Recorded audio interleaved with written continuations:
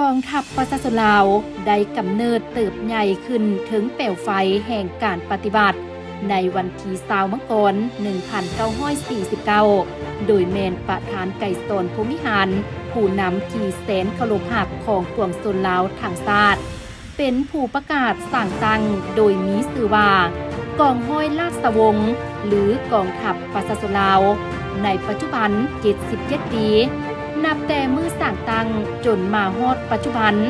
ภายใต้การนำพาอันสลาดทรงใสของพรรคประชาชนปฏิบัติลาวกองทัพประชาชนลาวได้สืบทอดมูลเสื้ออันพิละอาจหารปกปักรักษาเขตนำแดนดิน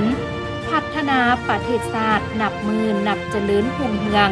ไปเคียงคู่กับกองทัพประชาชนลาวที่นับมือนับตึกใหญ่เข้มแข็งขึ้นในทุกๆด้านสาวมังกรเป็นวันมีสื่อหรือใสทุกเผ่าชนลาวเหนือเจ้าสบายดีข้าพเจ้าคำนองของสนาไซผู้อำนวยการบริษัทลาวรูเซคอมจำกัดซึ่งเป็นบริษัทที่ขึ้นกับกระทรวงการประเทศข้าพเจ้ามีความภาคภูมิใจเนื่องในโอกาสวันสั่งตั้งกองทัพครบรอบปีนี้ข้าพเจ้าในนามบริษัทที่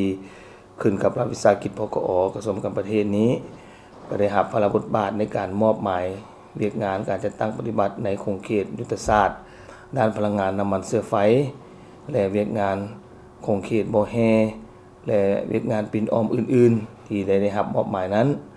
ตลอดระยะเวลาที่ได้รับมอบหมายพวกข้าพเจ้าก็ได้ตั้งหน้าในการจัดตั้งปฏิบัติบรรดานาเวียกที่กระทรวงการประเทศก็คือรัฐบาลแห่งสปป.ลาวในการจัดตั้งปฏิบัติพันธุ์ขยายในเวียกงานการร่วมมือสองชาติลาวรัสเซียสป.จีนและสส.เวียดนามซึ่งบรรดาประเทศที่อ้อมข้างของพวกเขาเป็นเพื่อนบ้านพวกเขานี้ก็เป็นประเทศที่เป็นเพื่อนมิตรยุทธศาสตร์ของพวกเขาตลอดเวลาที่พวกเขาได้จัดตั้งปฏิบัตินั้นพวกเขาก็ได้รับการชี้นำพาจากพรรครัฐบาลฉะนั้นบริษัทพวกเขาก็ได้ประกอบส่วนสุขยู่เข้าในเวียกงานอันสำคัญของชาติของพรรคของกองทัพให้มีมรรคผลสูงตามแผนการที่ได้วางไว้อีกทีหนึ่งในโอกาสวันสั่งตั้งกองทัพประชาชนลาวครบรอบ77ปีข้าพเจ้าในนามผู้อำนวยการต่างหน้าให้แก่พนักงานทั่วบริษัทขอแสดงความรู้บุญคุณต่อการนำภาครัฐการนำกระทรวงป้องกันประเทศพร้อมทั้งพนักงานนักรบของกองทัพประชาชนลาวจงมีสุขภาพเข้มแข็งสืบต่อชี้นำพาและจะตั้งปฏิบัติในเวียกงานที่พรรครัฐบาลมอบหมายให้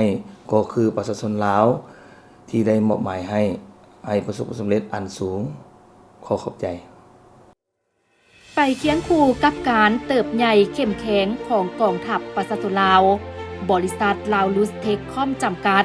แม่นได้เฮ็ดหน้าที่ในการพัฒนาเศรษฐกิจสังคมพัฒนาทางด้านกสิกรรมอุตสาหกรรมสร้างพัวพันร่วมมือกับเครือข่ายธุรกิจทางภายในและต่างประเทศสร้างและพัฒนาบุคลากรให้มีระเบียบ